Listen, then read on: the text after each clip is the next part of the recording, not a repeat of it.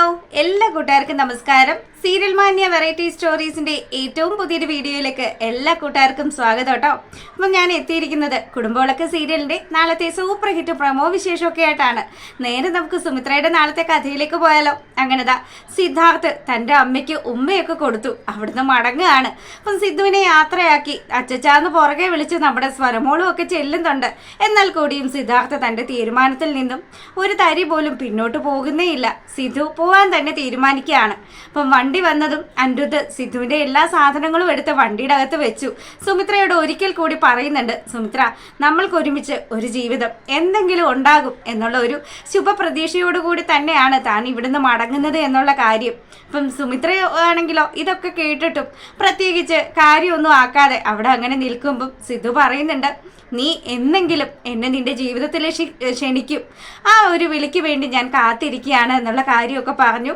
അമ്മയ്ക്കും അതുപോലെ നമ്മുടെ മക്കൾക്കും ഒക്കെ യാത്ര പറഞ്ഞ് സിദ്ധാർത്ഥ സുമിത്രയ്ക്കും ടാറ്റയൊക്കെ കൊടുത്ത് അവിടുന്ന് പോവാണ്. ഇങ്ങനെ ആ ഒരു സീനൊക്കെ കഴിയുമ്പോൾ നമ്മളെ കാണിക്കുന്നത് രഞ്ജിതയുടെ വീടാണ്. അപ്പം ദാ രഞ്ജിതയാണെങ്കിൽ അരവിന്ദനോട് ചോദിക്കുന്നുണ്ട്, അല്ല അരവിന്ദേട്ടാ, എത്ര നേരമായി ഈ പങ്കജും പൂജയും എന്താ ഇറങ്ങി വരാത്തത്, ഇവരെന്താ എഴുന്നേക്കാത്തതെന്ന് ചോദിച്ചിങ്ങനെ നിൽക്കുമ്പോഴത്തേക്കിനും പൂജയാണെങ്കിൽ കുളിയൊക്കെ കഴിഞ്ഞു നല്ല ഫ്രഷ് ആയിട്ട് ഇങ്ങനെ ഇറങ്ങി വരികയാണ്. അപ്പൊ പൂജയോട് ചോദിക്കുന്നുണ്ട്, അല്ല മോളെ, നീ എന്താ ഇന്ന് എഴുന്നേക്കാൻ താമസിച്ചത്, ഇന്നലെ താമസിച്ചിട്ടാണോ പോയി കിടന്നത്, എന്താ ഇന്നലെ സംഭവിച്ചത് എന്നുള്ള കാര്യമൊക്കെ രഞ്ജിത ചോദിക്കുമ്പം, ആൻറ്റി, ഞാൻ ഒരിക്കലും ആൻറ്റിയുടെ പങ്കജിനെ കുറിച്ച് ഇങ്ങനെയൊന്നും അല്ല വിചാരിച്ച് വെച്ചിരുന്നത്. പങ്കജിൻ്റെ സ്വഭാവത്തിലൊക്കെ ഒരുപാട് മാറ്റമുണ്ട്. ഇപ്പം ഞാൻ ഒരുപാട് ഇഷ്ടപ്പെടുന്നുണ്ട് പങ്കജിൻ്റെ ഈ നന്മകളൊക്കെ ഒന്നും പറഞ്ഞ് അവൾ സംസാരിക്കാൻ തുടങ്ങുകയാണ്. അപ്പം തൻ്റെ മകനെ കുറിച്ച് ഇത്രയും വാചാലമായി സംസാരിക്കുന്ന പൂജയുടെ വാക്കുകൾ അത് ചെവിയോർത്ത് നിൽക്കുകയാണ് രഞ്ജിത ചോദിക്കുന്നുണ്ട്, അല്ല നിങ്ങൾ ഇന്നലെ എപ്പോഴാണ് റൂമിൽ പോയി കിടന്നത്? ആൻറ്റി, ഇന്നലെ ഞങ്ങൾ റൂമിൽ പോയി കിടന്നിട്ടേ പരസ്പരം സംസാരിച്ച് ഞങ്ങൾ രണ്ടുപേരും ഉറങ്ങിപ്പോയത് എപ്പോഴാന്ന് പോലും അറിയില്ല. അതുകൊണ്ട് രാവിലെ അതും ഞാൻ ഉറക്കമുണ്ടെന്ന് നോക്കിയപ്പം പങ്കജിൻ്റെ തോളിൽ തലവെച്ച് കിടന്നാ ഞാൻ ഇന്നലെ ഉറങ്ങിയത്. ആ സമയത്ത് പോലും ആൻറ്റിയുടെ മോൻ ഒരു വാക്കുകൊണ്ടോ ഒരു നോട്ടം കൊണ്ടോ എന്നോട് മോശമായിട്ട് പെരുമാറിയിട്ടേ ഇല്ല. ഇത്രയും നല്ല ഒരാളായിരുന്നു പങ്കജ് എന്നുള്ള കാര്യം മനസ്സിലാക്കാൻ ഞാൻ ഒരുപാട് വൈകിപ്പോയി എന്നുള്ള കാര്യം പറഞ്ഞതും, മോളെ, ഇപ്പൊ നിനക്ക് എന്തായാലും പങ്കജിന്റെ സ്വഭാവം മനസ്സിലായല്ലോ. അവൻ ഒരുപാട് നന്മകളൊക്കെ ഉള്ള ഒരുത്തൻ തന്നെയാണ്. എന്തുകൊണ്ടോ ചില സമയത്ത് അങ്ങനെയൊക്കെ സംഭവിച്ചു പോയത് കൊണ്ടാണ്. മോളെ, ഒരുപാട് തെറ്റുകുറ്റങ്ങളൊക്കെ അവന്റെ ഭാഗത്തും അതുപോലെ രഞ്ജിതാന്റിയുടെ ഭാഗത്തും നിന്നൊക്കെ ഉണ്ടായിട്ടുണ്ട്.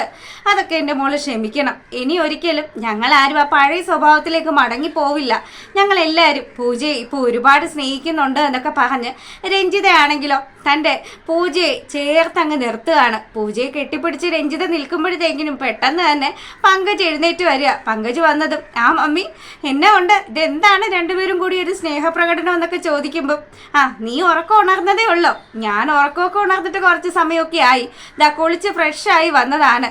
എന്തായി ഇവിടെ നിങ്ങൾ തമ്മിൽ എന്താ സംഭവം ചോദിക്കുമ്പം, നിന്നെ കുറിച്ചിട്ട് പൂജമോള് വളരെ നല്ല അഭിപ്രായമാണ് പറയുന്നത്. അങ്ങനെ അവളുടെ സംസാരമൊക്കെ കേട്ട് നിന്നപ്പം ഞാനാണെങ്കിൽ അവളെ ഒന്ന് ചേർത്ത് നിർത്തിയതാണെന്നൊക്കെ പറയുമ്പം, ആ ചേർത്ത് നിർത്തുന്നതൊക്കെ കൊള്ളാം, അവസാനം എന്നെ സ്നേഹിക്കാനായിട്ട് വിട്ടുപോകരുത് കേട്ടോ എന്ന് പറഞ്ഞ് പങ്കജ് ഇങ്ങനെ സംസാരിക്കുകയാണ്.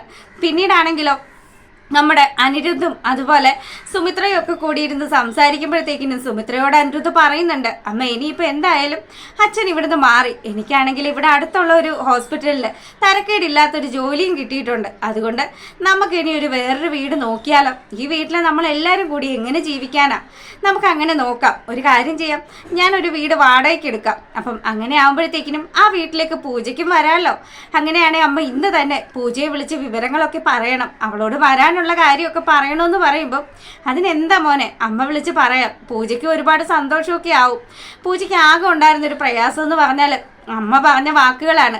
അത് സാരമില്ല, അച്ഛമ്മ തന്നെ മാപ്പ് പറഞ്ഞോളൂ എന്നുള്ള കാര്യമൊക്കെ അനിരുദ്ധും പറയുകയാണ്. അപ്പം സരസ്വതി അമ്മയാണെങ്കിലോ പിന്നെ മാപ്പ് പോയിട്ട് ഞാൻ ഒന്നും തന്നെ പറയില്ല എന്നുള്ള രീതിയിൽ പുള്ളിക്കാരി അവിടെ കലിപ്പിൽ നിൽക്കുമ്പോഴത്തേക്കിനും ശീതളാണെങ്കിലോ, അച്ഛമ്മേ ഒന്ന് മാപ്പ് പറഞ്ഞേക്ക്, അച്ഛമ്മയുടെ മുഖഭാവം കണ്ടിട്ട് മാപ്പ് പറയുന്ന ലക്ഷണമൊന്നും ഇല്ലല്ലോ, അച്ഛൻ പറഞ്ഞിട്ട് പോയതാണ്, അച്ഛമ്മ തെറ്റ് ചെയ്തിട്ടുണ്ടെങ്കിൽ അച്ഛമ്മ അതിന് മാപ്പ് പറഞ്ഞിരിക്കണം.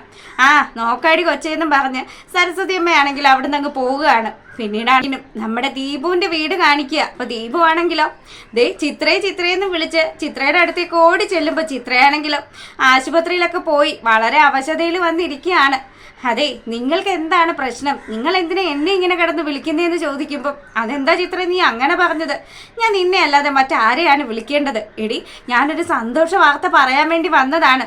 എനിക്കിപ്പോൾ ഒന്നും കേൾക്കാനുള്ള സമയമില്ല. ഞാൻ വയ്യാതെ ഇവിടെ ഇരിക്കുക. ദയവ് ചെയ്ത് നിങ്ങൾ നിങ്ങളുടെ പാട് നോക്കെന്നും പറഞ്ഞ് ചിത്ര ദീപുവിനെ അങ്ങ് പറഞ്ഞു വിടാൻ നോക്കുമ്പോഴത്തേക്കിനും പെട്ടെന്ന് ദീപു പറയുന്നുണ്ട്, ചിത്ര എടി, ഒരു സന്തോഷമുള്ള കാര്യമാടി. നമ്മൾ പരമശിവത്തിന് കൊടുക്കാനുള്ള എല്ലാ തുകയും അത് ഞാൻ കൊടുത്തിട്ടാണ് ഇപ്പോൾ വരുന്നത്. ഇനി പരമശിവൻ വന്ന് നമ്മുടെ വീട്ടിൽ വന്ന് ഒരു പ്രശ്നവും ഉണ്ടാക്കില്ല. നമുക്ക് സ്വസ്ഥമായിട്ട് ഇവിടെ സന്തോഷമായിട്ടും സമാധാനമായിട്ടും പഴയതുപോലെ തന്നെ കഴിയാൻ സാധിക്കുമെന്ന് പറയുമ്പോൾ, പഴയതുപോലെ കഴിയണമെങ്കിൽ ഒരുപാട് താമസമുണ്ട് ദീപുവേട്ടാ. നിങ്ങളുടെ സ്വഭാവം, നിങ്ങളുടെ ഈ ചതി കലർന്ന സ്വഭാവം അതൊക്കെ മാറിയെങ്കിൽ മാത്രമേ ഇനി പഴയതുപോലെയുള്ളൊരു ജീവിതമൊക്കെ ഉണ്ടാകുള്ളൂ. അതുകൊണ്ട് നിങ്ങൾ അങ്ങനെ ഒന്ന് മാറി ചിന്തിക്ക്. കാശൊക്കെ കിട്ടിയത് സത്യം പറ, നിങ്ങൾ ആരെ പറ്റിച്ചുണ്ടാക്കിയ കാശാണെന്ന് ചിത്ര ചോദിച്ചതും ഇതൊക്കെ കേട്ടുകൊണ്ട് അപ്പു വരിക. അല്ല അമ്മയോട് ഞാൻ എത്ര പ്രാവശ്യം പറഞ്ഞതാണ്, വയ്യാണ്ടിരിക്കുകയാണ്, എന്തിനാ വെറുതെ ആവശ്യമില്ലാത്ത ആൾക്കാരുമായിട്ട് സംസാരിക്കുന്നതെന്ന് പറയുമ്പം ദീപുവിനതൊക്കെ കയറിക്കൊണ്ടു. ഞാനാണോട് ആവശ്യമില്ലാത്ത ആള്? ഞാൻ നിന്റെ അച്ഛനാണെന്നും അവളുടെ ഭർത്താവാണെന്നും നിനക്ക് ഞാൻ പ്രത്യേകം പറഞ്ഞു തരണോന്ന് ചോദിക്കുമ്പം, അതെ, അത് ഓരോ കാര്യങ്ങളും ഓരോ പ്രവൃത്തിയും ചെയ്ത് വെക്കുമ്പോഴത്തേക്കിനും ആലോചിക്കണമായിരുന്നു. അച്ഛൻ എന്തൊക്കെ കാര്യങ്ങളാണ് ചെയ്തത്?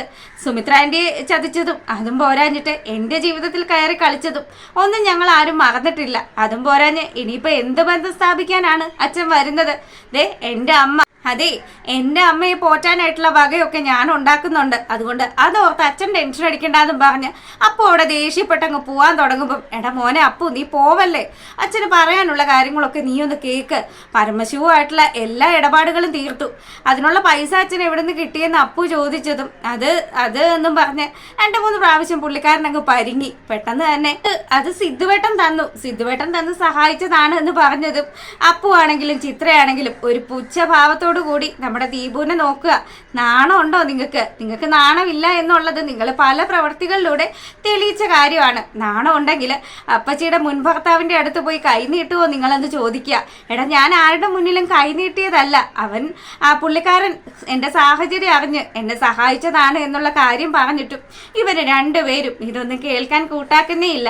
അങ്ങനെ ഇവരുടെ ഈ ഒരു സംസാരമൊക്കെ കഴിഞ്ഞതും നമ്മുടെ സരസ്വതി അമ്മയാണെങ്കിലോ നേരെ ചെല്ലുക ശീതളിന്റെ അടുത്തേക്ക്. ശീതളെ, ഇനി എന്തായാലും ഈ വീട്ടിലേക്ക് പൂജ വരും. ആ പൂജ വരുന്നതിന് മുന്നേ നീ എന്തായാലും ഈ വീട്ടിലെ താമസമൊക്കെ മതിയാക്കണം. സച്ചിനോടൊപ്പം തന്നെ നീ ഇവിടുന്ന് പോകണം എന്നുള്ള കാര്യം പറഞ്ഞതും അച്ഛമ്മയോട് ഞാൻ എത്ര പ്രാവശ്യം പറഞ്ഞു. അച്ഛമ്മയല്ലേ അന്ന് സച്ചിനെ ഈ വീട്ടിലേക്ക് കൂട്ടിക്കൊണ്ടു വന്നത്. ഞാൻ എത്ര പ്രാവശ്യം പറഞ്ഞതാണ്, എൻ്റെ അമ്മയ്ക്കും അച്ഛനും ഇഷ്ടമില്ലാത്ത കാര്യമാണ് ഞാൻ ചെയ്യുന്നത്. അതുകൊണ്ട് ദയവ് ചെയ്ത് ഇനി ഇത്തരത്തിലുള്ളൊരു സിറ്റുവേഷൻ ഇവിടെ ഉണ്ടാക്കരുത് എന്നുള്ള കാര്യം ശീതൾ പറയുക. പെട്ടെന്ന് തന്നെ സരസ്വതി അമ്മയാണെങ്കിലോ, എടി, നീ അവൻ്റെ കൂടെ തന്നെ പോയി താമസിക്കും. ഞാനേ സരസ്വതിയാണ്, ശ്രീനിലയത്തിലെ സരസ്വതി. ഈ സരസ്വതിക്ക് ഒരു വാക്കേ ഉള്ളൂ, അല്ലെങ്കിൽ സരസ്വതിയുടെ പേര് മാറ്റിയിടേണ്ടി വരും. ഞാൻ കാണിച്ചു തരാം. സച്ചിൻ ഇവിടെ വന്ന് നിന്നെ വിളിക്കുകയും ചെയ്യും, നീ സച്ചിനോടൊപ്പം ഇറങ്ങി പോവുകയും ചെയ്യും എന്നുള്ള കാര്യമൊക്കെ പറഞ്ഞിങ്ങനെ നിൽക്കുമ്പം ഇതൊക്കെ കേട്ടുകൊണ്ട് നമ്മുടെ സുമിത്ര അങ്ങ് വരികയാണ്. അപ്പൊ സുമിത്രയ്ക്ക് മനസ്സിലായി അച്ഛമ്മയും കൊച്ചുമോളും കൂടി എന്തൊക്കെയോ കുന്നായ്മ ഒപ്പിക്കുന്നുണ്ട് എന്നുള്ള കാര്യം. അതുകൊണ്ട് തന്നെ ശീതളാണെങ്കിൽ അവിടെ വിറങ്ങലിച്ച് നിൽക്കുക. സരസ്വതി അമ്മയാണെങ്കിലും തൻ്റെ നാവിൽ നിന്ന് ഇതൊക്കെ വീണു പോയല്ലോ എന്നും പറഞ്ഞ് ഭയങ്കര കുറ്റബോധത്തിൽ ഇങ്ങനെ നിൽക്കുന്നത് കാണിച്ചുകൊണ്ടാണ് നമ്മുടെ കുടുംബ വിളക്കിൻ്റെ നാളത്തെ എപ്പിസോഡ് വൈൻഡപ്പ് ആകുന്നത്. അപ്പം ആദ്യമായിട്ട് കാണുന്ന കൂട്ടുകാരാണെങ്കിൽ ഇഷ്ടപ്പെട്ടാൽ സബ്സ്ക്രൈബ് ചെയ്യാൻ മറക്കരുത്. എല്ലാവർക്കും നല്ലൊരു രാത്രിയൊക്കെ ആശംസിച്ചുകൊണ്ട് വീഡിയോ വൈൻഡപ്പ് ചെയ്യാണ്. താങ്ക്